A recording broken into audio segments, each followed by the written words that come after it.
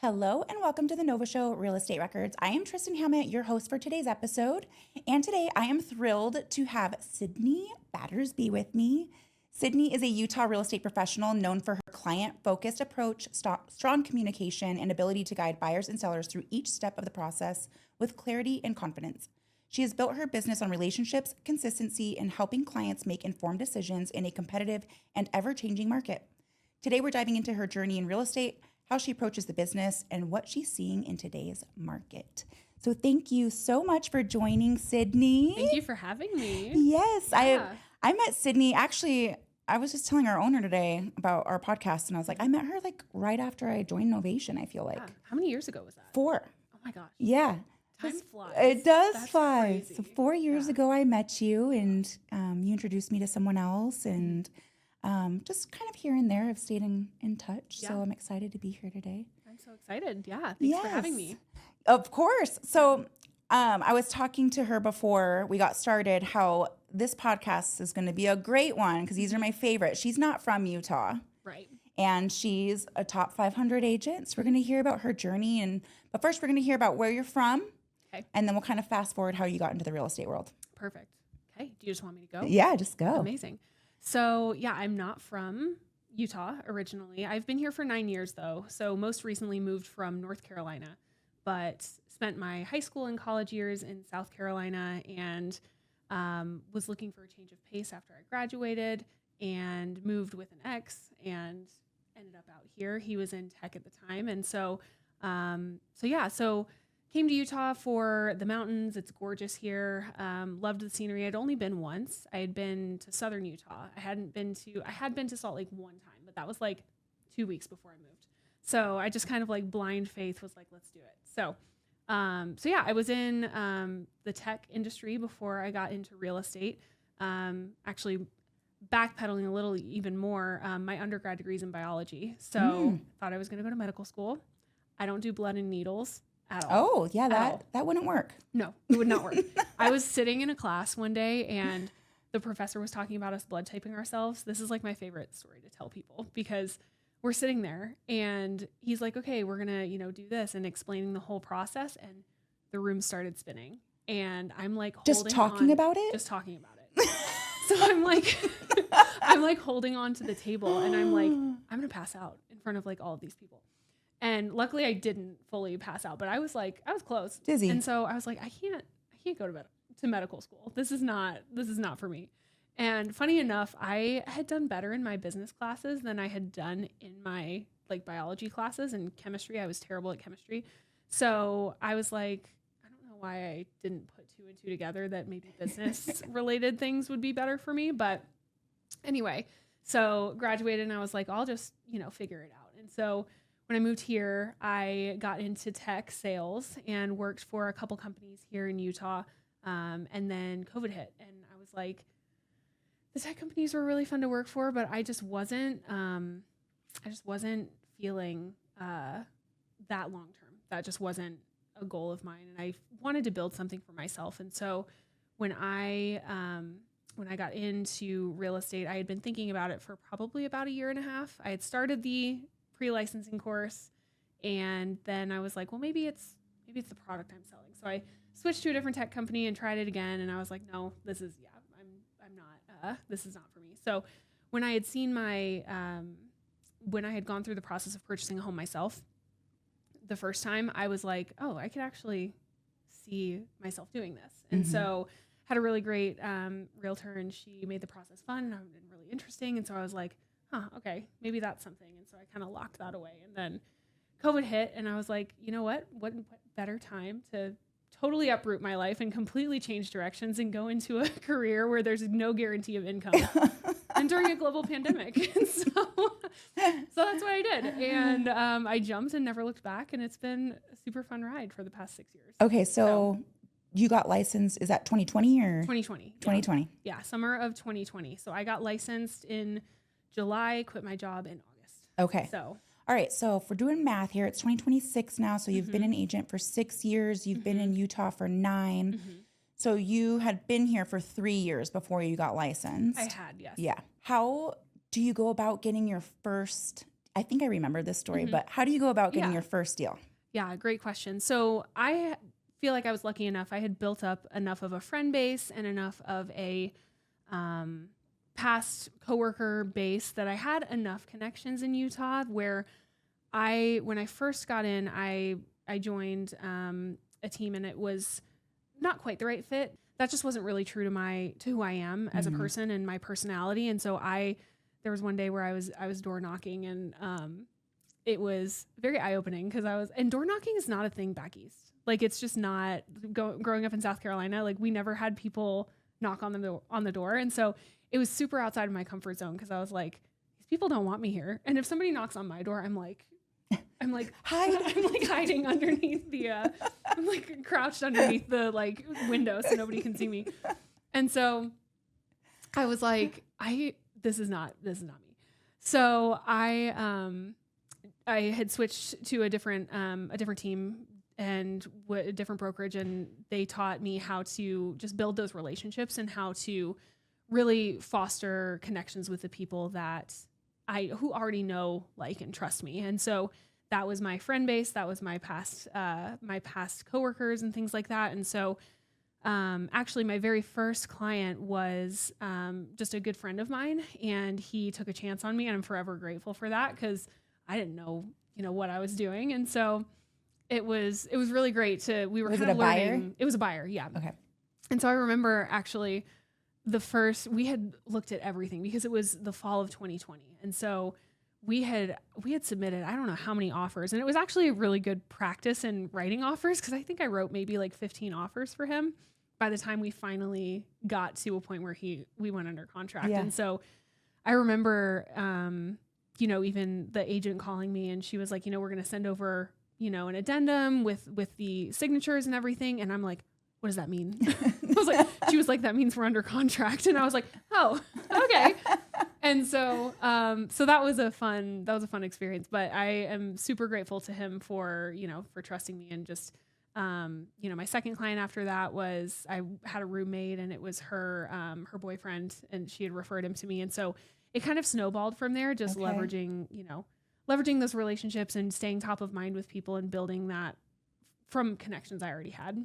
Absolutely. So did you feel like how many transactions would you say, if you remember, you got your first year in real estate? 9 my first year. Yeah. Wow. So not too bad. I wasn't expecting that for some reason. Yeah. but Yeah. I mean, like, from all referral, Yeah. like that's awesome. Yeah, it was great. And, when I set out to do real estate, I was like, if I can just match what my base salary was in tech, then I'll know I've made a good decision. And so I knew, my income would be able to grow from there. And so I did. I matched what my base salary was. Actually, I think a little bit more that first year. And so I was like, okay, I can do this. Yeah. From there, it's just compounded every year, and it's blown up, which is amazing. So, Yes. yeah. Okay. So, first year, were you on the team the whole first year? Yeah. So when I say team, we were all individual agents. Is this the brokerage that I met you at? Yes. Mhm. Oh, okay. Yep. Yes. Yeah.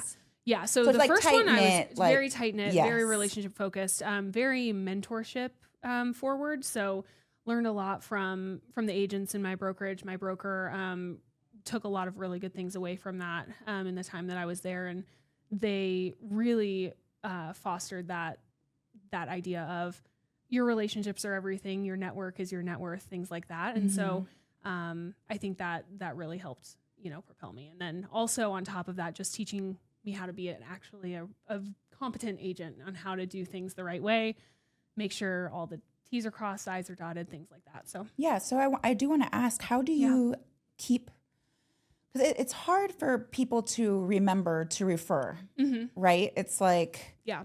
how do you stay top of mind with Yep. your past clients and your friends and your family? Yeah. Well, I guess I- not family. Well, yeah. Yeah. No, I lots of calls. So I have a very regimented schedule throughout the week. So each day has a specific call theme. And so I'm calling business partners, I'm calling my past clients, I'm calling my current clients for updates. And every opportunity on the phone is an opportunity to ask, who do you know who I could help? And so those are all the opportunities there that I take to try to get those referrals, as well as, hosting client parties, client appreciation events, things like that, to stay top of mind with them. I send mailers out every month that are more personal. It's not so much real estate. It's more of like a, this is what I'm doing in my personal life, because, in real estate, your life and your work blends together so much. And so I think it's important to acknowledge the human side of this business and what we do. And I feel like that helps me connect with my clients a lot more when they get to know me behind the scenes. Like, I'm always talking to them about where I'm traveling to, or, what I'm involved in, or if I'm doing a race, running like a 5K or a half marathon or something like that. So, yeah. Amazing. Yeah. Oh, I did want to ask a question. So your first year into real estate, if you had to put a number on it, about how many people do you feel like you had in your SOI? Oh, and how did you meet, year? besides coworkers, past colleagues, how did you meet people? Yeah, great question. So first year in my SOI, I maybe had 100. Oh, maybe. Okay. It was probably less than that if I had to like really pinpoint it. And honestly, I haven't really, I leveraged in the first couple of years. I really spent a lot of time asking for referrals from my past clients and my friends and things like that. The past couple of years, it's really expanded on that, where I've spent a lot of time networking with business partners or people who I refer, who I call my referral partners, who are, my roofer, my plumber, my financial advisor, like all of those people as well. And so that has allowed me to expand my network even more, as well as doing things like Rotary, being involved in different groups that are the same interests as me. So like whether it's like a running club or something like that, where I'm around more people. It's so smart because you already have that one thing in common. Right. Exactly. Yeah. Exactly. And I want to work with people who I enjoy being around and I want to do life with. And so I feel like that's just a natural connection where it's like, oh, we both like running, or, oh, we both enjoy, and this is just an example, but, oh, we both enjoy pottery, or, whatever common thread you can sew between two people. I think it just makes that relationship that much stronger, and it builds that level of trust. Whereas, the opposite, and there are agents who are fantastic at this. It's just, I'm not as skilled in this as, people who are more so, reaching out to you from the internet, and you have to build that rapport with them. It's more of an uphill battle, and I super respect that. It's just really hard for me. And so this is what makes more sense to me and is more natural to me. So, well, and for the years that I've known you, I do know that you care deeply about your clients and that they do become your friends. They do. I'm like, you never get rid of me. Like, you think you're going to, and you're not going to. Yeah. Like, I just know that from you, and I love it. So your client appreciation events, do you, I know the brokerage that you were with did those. Yep. Do you still keep those going? I do. Yeah. I learned a lot from that, where I was at for 4 years, and we did a lot of, we did them quarterly. I don't do them quite as often now. I do one big event in the spring and then one big in the fall. And so we do a casino night in the spring. Oh, that is a big one. It is a big one. We just did that about a month ago, and it was awesome. We had about 110 people come, and it was crazy. Yeah, it was really, really fun. But that one is really enjoyable because I want them, it's fun to get together and like talk and mingle and things like that. But I find it to be more fun when there's actually an activity that you're all doing together. And so we do that in the spring, and then in the fall we do a chili cook-off. So what? Yeah. Where do you go do that? I usually just rent a space. So last year we did it at, there was just like a co-working space downtown that had like a rooftop area. And so it was like enclosed and had TVs and stuff. And we played, whatever football game was going on that day. I think it was a Utah game. And then everybody brought their chili. We catered like the side dishes and stuff. But then we had judges, and they voted, and we had prizes and stuff. Yeah, it was fun. That's like out of the box. Really fun. Yeah. I love that. Yeah. I feel like it's a way to get them involved. In the fall. Yes. Yeah. And there were so many good chilies. Like everybody, I have a very talented network of like, friends and clients. They are so, but such good cooks. Yeah. Wow. So if you want to be invited to these, just reach out to Sydney because she has these really cool out of the box events. Yeah. Okay. That's fantastic. So All right, let's talk about, actually, we just kind of like skipped over, but I do want to talk about that. So you started your own brokerage. I did. Yeah. Yeah. So I went off on my own. how long were you a realtor before and why did you start doing that? Yeah. So I was a realtor so I got my broker's license. What is it now? 3 years ago? 3 years ago? Yeah. Yes, because I got you have to be an agent for 3 years before you can get your broker's license. And so right at the 3-year mark, I was like, okay, we're just going to do it. Why not? And so I was the managing broker at my last brokerage for a little while. And then about a year and a half ago, or a little bit more than that, I really wanted to build my team a very specific way. And so it made more sense for me to go off on my own in order to do that. And so I started that in January of 2025. So, okay. Yeah. Okay. Yeah. So you're a little bit over a year now. Mm-hmm. And how's it going? Amazing. Yeah. Amazing. Yeah. Do you have agents with you? I don't have any agents under me that do their own business. So it's just myself. I am the only one that represents our clients.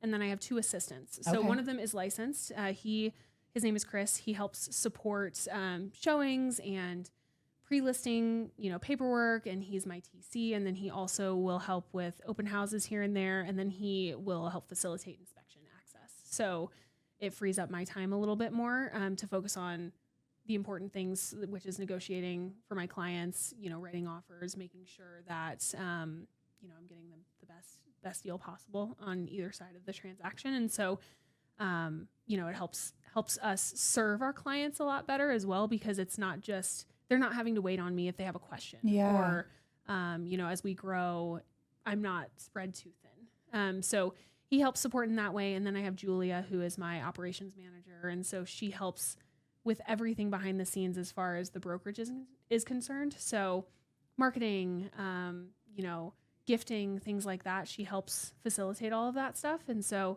everybody gets to see all of us, together working as a team. And so I think it works really well. I love that dynamic. Yeah. Okay. Yeah. So the 3 of you, and how do you feel? I think a lot of agents, and I do want to talk about this, is that they get stuck in this, like, when do I hire? Yeah. I'm scared to hire. For sure. Now somebody's going to like count on me for their income. It's scary. Yeah. So, it's scary.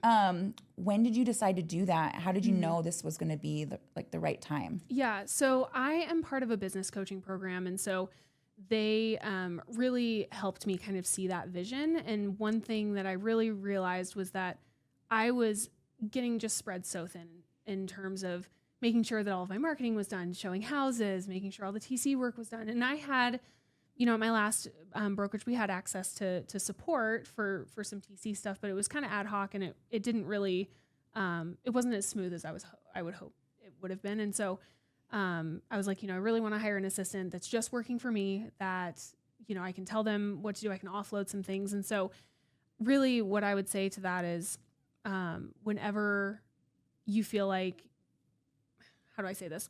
Just if you're working, spinning your wheels constantly trying to, if you're working more in your business than on your business is how I would say it. Yeah. Because especially in real estate, what you do now affects your business 3 months from now. And so if you're not constantly, a lot of agents will say prospecting, or if you're not staying in touch with your clients or your past clients or your network, that you're going to feel that a few months down the road. And so anything that I can do to pass that off to somebody else to help support me is going to help my business tenfold. And so really just making sure that you kind of know when to offload things, I guess, is really the thing. And I know a lot of agents, and a lot of agents are like me, and they want control of everything, and they want to make sure that everything's done correctly. And really it just comes down to finding the right person that you can trust and who is an extension of yourself. And really the right time, I think, is just obviously whenever you're ready, but also if you feel like you're just working more in your business than on your business. Yeah. So, yeah. Okay. I love that. And then, so you hired a coach. I did. Yeah. How, that's a big commitment. It is. A lot of money. It is a a lot of money. Yeah. Yeah. So how did you know that it was time for you and to trust the process? Yeah. So I would say I was in coaching for a little while with one coaching program, and I learned a lot from it. It taught me a lot about how to work by referral, stay on top of mind with your past clients and things like that. But I kind of hit a wall with it where I was like, okay, I'm wanting something a little bit more. And so I took a break from that coaching program. And then my lender, actually, who I work with, was like, you really need to try, this program. And I was like, oh, I don't know. I've been in coaching before. I know what it's about. And he was like, no, seriously. Like, I think you would really resonate with it. You need to get into it, blah, blah, blah. And I pushed him off. And then he was like, you're coming with me to this event in Dallas. And I was like, okay. And so, so I went, and it was great. It was this, like, basically this boot camp in what the program was about. And I was like, oh, this is actually different than what I'm used to. This is teaching me how to actually, I always used to say to my last coach, I don't need to stay on track. I need the track. And I don't know what that track is. And I could never get a good track from that past program. And so I was like, well, I'll just, figure it out down the road. And then I go to this event, and I'm like, here's the track. And so that I was sold from there. And so I was like, okay. And there's different levels to this specific coaching program. And I was like, I'll just get in on level 1, see how it goes. And then very quickly at the end of the first, it goes in semesters. And so very quickly at the end of that, I hopped into level 2, and then I was in level 2 for 1 semester, and then I hopped into level 3. And so I was like, I saw the value as I hopped through, and each tier it's more expensive. And so I was like, okay, I'm investing in myself and betting on this. And I wouldn't be here without that program. I don't think I would have doubled my business in the last 14 months without that program. And so, definitely worth it. Isn't that cool? Yeah. It's way cool. Like this is actually a common denominator with a lot of the agents that we have on the podcast is mentorship, right? Coaching, yeah, something, right? I mean, if you want to get somewhere further in life, no matter if it's your health, your fitness, things like that, mental, like just having a coach and somebody to hold you accountable. And I'm sure actually spending the money on it also makes it like, I've got to do this. Yeah, absolutely. Like I turn in homework every 2 weeks. Like it's pretty intense. And so just having that accountability of somebody is watching what I do. And then the nice part about it is the coach, whoever your coach is a top producing realtor in another market. And so I really like that because they're actually practicing what they preach. It's not just somebody who is not in the business. Dabbled in it a little bit. Yeah. So I really appreciate that. And so it's definitely, like you said, you hire a personal trainer for your physical fitness or, for mental health, hiring a what's the word? I don't know. Life coach. Yeah, life coach, whatever. So, same thing with your business. And so I think a lot of people are scared of that accountability, and it is scary. You have to be vulnerable and you have to be honest with yourself, because I think in real estate, there's a lot of egos. There's a lot of imposter syndrome, which I get all the time. It's getting into a room with all of these high performing individuals and really intelligent individuals. And, there's a lot of them here in Utah. And so getting to a point where you can actually be vulnerable and be honest about where you're at in your business. And that's where you're going to get to see the results of where that's going to help you. And so, I think it's super important.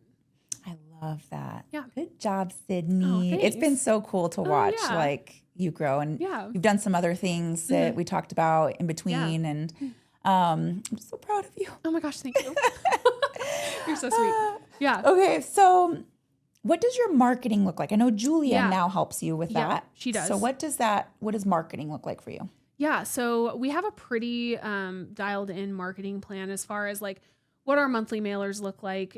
So we've got the two pieces. You've got marketing for listings, and then you've got marketing for just the business itself. And so I send out a letter of the heart is what it's called. And so that's my more personal letter that gets mailed to all of my clients that goes over, what my life was like this past month. So, you know, if I've gone on a trip, I outline that. I include pictures and I say what our upcoming events are, and I include like my favorite restaurants that month and what I would order there, things like that. Oh, and cute. it's fun. I've seen it in my clients' houses on their fridge, Nuh-uh. which is so funny. I'm like, oh my gosh, that's like you put that stuff together and you don't think people actually read it or they don't actually like care.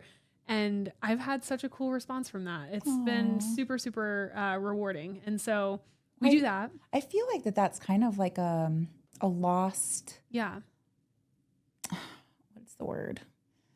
Like lost art, like the letter writing. Like it's so fun to get a letter in the mail It's and super read fun. it. I put it in green envelopes and from somebody they love. They're like, oh, yeah, cutie. Exactly. Or like people will be like, oh my gosh, I went to that restaurant that you recommended. And I'm like, Yeah. oh, you actually read it. Like, so that's fun. So we do that. And then we send out a newsletter that's more real estate focused. So market stats, new developments going on in the area. And is that like email? That's email. That's email. Yeah. So we'll email that at the end of the month. And then in the middle of the month, we send out an evidence of success, which is usually just a review from a client and kind of the story behind a success that we had during that transaction. Just so that it shows that, you know, I actually am good at what I do. Yeah. Know? So those are kind of the mailers that go out. And then outside of that, I write a lot of personal notes, you know, thank you notes if I've seen people or whatever. And then, what else do we do? As far as listings go, like it's pretty similar to a lot of other agents. We do like mailers, we do the flyers that go in the, you know, in the listing itself and things like that. But as far as like marketing ourselves as a brokerage, it's mainly those three pieces every month. And does she do your social media? She does. Yeah. So not all of it, but she will do like my stories for like weekend events and things like that. But honestly, the best response I've gotten from social media is when I literally just go on a rant on my story. Yeah. Or if I'm just, because I feel like it's more personal. It's more personal. It feels more connected. It's less polished because especially in the world of real estate, we're very flashy. We get our professional photography, we get our headshots done, we do all of that stuff. And it's very like glamour, glitz, like selling sunset. But can I say that? But the actual like real side of things where it's like, this is actually what the day-to-day looks like, or this is what I'm frustrated about today and I think people like seeing the behind the scenes stuff as far as like the negotiating or, you know, what, if there's a snag in the transaction, how we're resolving it or whatever. And so I'll just get on there and talk about what's going on and I get the best response from that. And people are like, oh my gosh, that's crazy. Or that's so funny. Or, you know, I had no idea that you dealt with that stuff. So that's been honestly the biggest driver of what I do on social media is just to post on stories, honestly.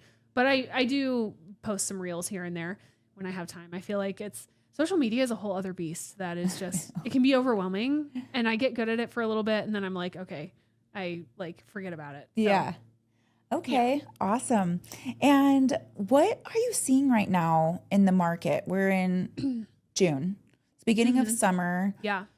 What are you hearing from your buyers? What are you like, do you have buyers kind of waiting or do you have buyers ready to go? Like what's going on right now? Yeah, I'm hearing less about the interest rate conversation. I feel like as interest rates climbed up, there were a lot of buyers who were saying, you know, oh, the interest rates are so high. Oh, blah, blah, blah. Now it's more so I've got a lot of buyers who are ready to go. There's a lot of inventory right now and they can be picky. And so it's more so, oh, I haven't quite found the right one yet. They're, you know, if they found the right one, we would offer. But, you know, buyers can be a bit more selective in what they're looking for, whether it's location or whether it's quality of the home. If there's things that need to be fixed or the house doesn't show quite as well as it probably could, then I'm seeing buyers pass over that for something else, especially if pricing is off. And so that's more of what I'm hearing from the buyer side of things rather than, you know, back, I would say maybe 6 months ago, people were like, oh, the interest rates are too high. We're going to wait for a minute.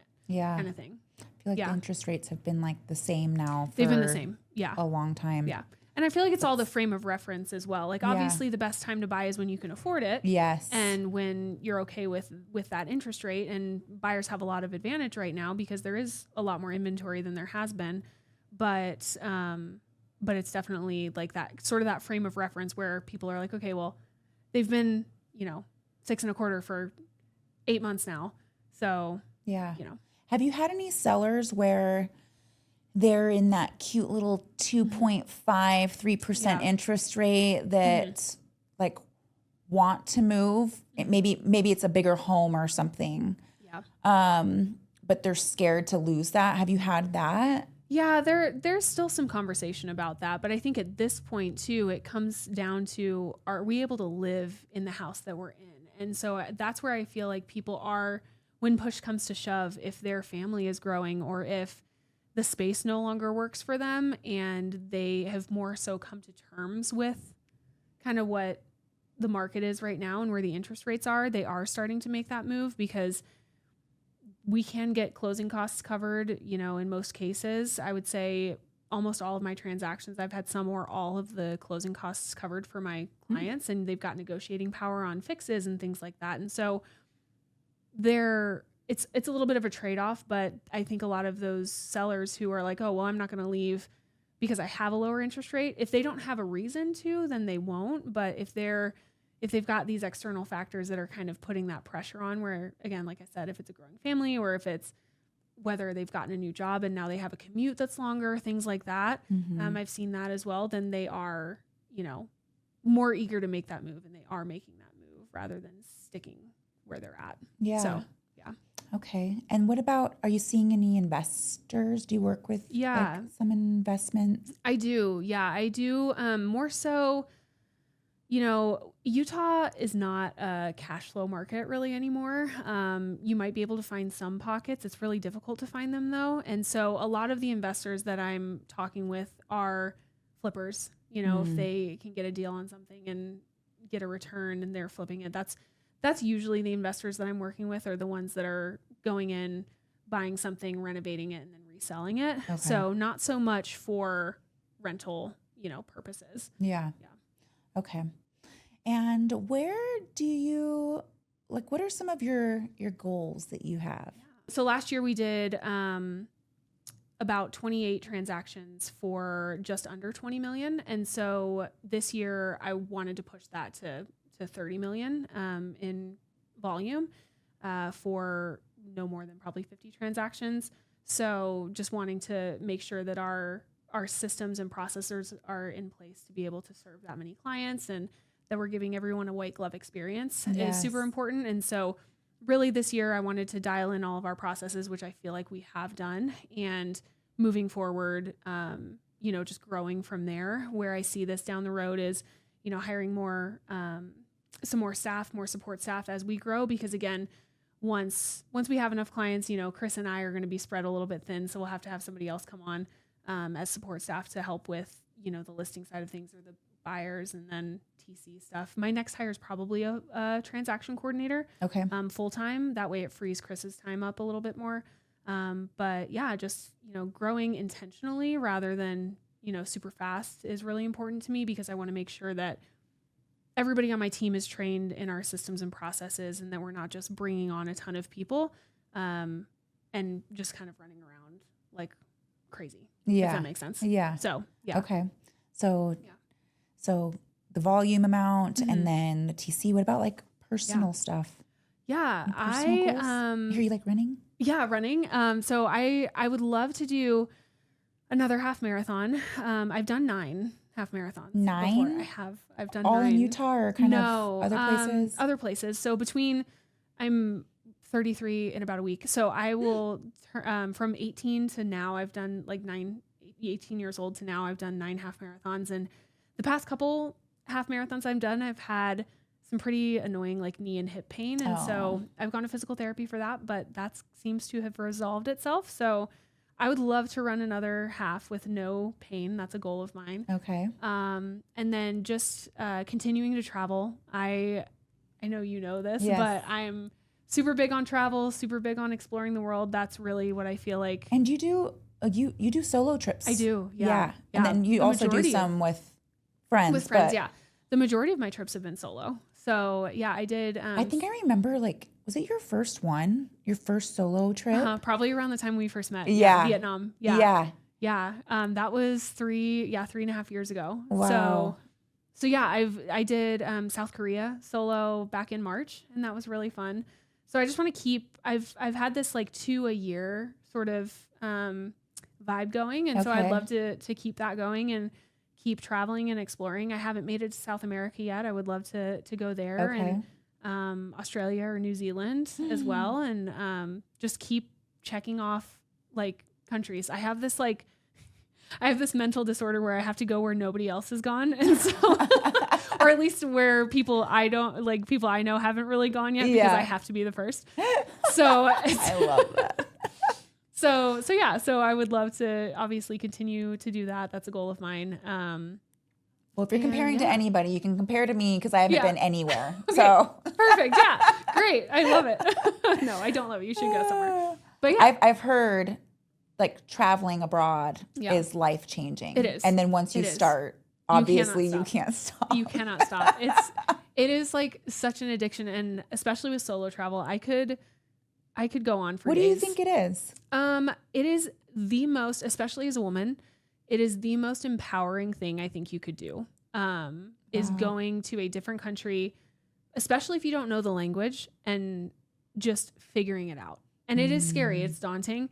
I don't know if that part of my brain like senses fear. I'm just going to go and like, you know, it's whatever it's going to be, it's going to be. And, but just being somewhere where the culture is completely different, the language is completely different than what you know, it's very, very sobering to kind of realize like how big and how small the world is. Yeah. It's crazy. How similar we are to other people and how just kind of interconnected the world is. I've had some of the best experiences with people who we haven't even like spoken to each other in English. It's more so like I have a translator app and we're going back and forth and talking, and it's the coolest experience. And then just being able to be like, okay, this is what I'm going to do today. You don't have to rely on anyone. Again, it is scary. You know, I've been lost more times than I would probably want my mother to know. She's always like convinced I'm going to die. But as mothers, that's what as we mothers do. I know. But it's just such a cool experience. I can't think of anything else that has made me feel more like myself and more alive. And I just love it. And I think everybody should do it. I love this for you. Yeah. Okay. Amazing. And what is one piece of advice that you would give your new agent self? I'm still practicing this, but to be patient and really enjoy the ride, because it goes by so fast. And especially as a new agent, you're thrown into this world of it's so fast paced. Everybody is just like going, slinging, you know, transactions here and there, and getting clients. I used to watch this one agent in my brokerage, and she had so many clients that, you know, she would be like, oh, I forgot to call them back. And I was like, how'd you forget that? And now I'm like at that point where I'm like, oh my gosh, that slipped my mind. And so I understand that. And just being, you know, I feel like everybody has this grass is greener mentality, and I still fall into it now as a seasoned agent, but just in the beginning, just being patient with what you're learning and growing. And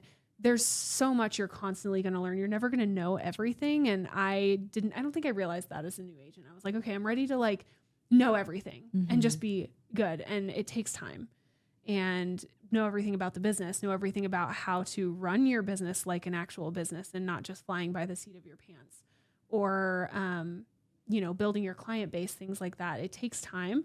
And I'm such an instant gratification person. I think a lot of people nowadays are. Yeah, I think we are. I think we are. I mean, I know we are. And so just being patient and understanding that things take time, and whatever is worth having is going to take time, I think is something I would go back and just remind myself. So that's beautiful. Yeah.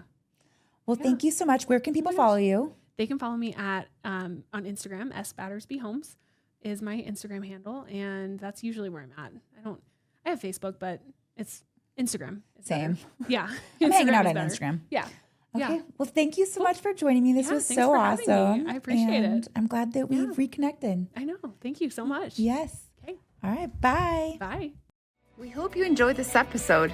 Please rate us, like us, and share this podcast with our real estate community. The Nova Show Real Estate Record, sharing raw stories of real estate, failures, lessons, wins, and successes. This is all from Novation Title, bringing a different experience into your world so that we can all uplift each other.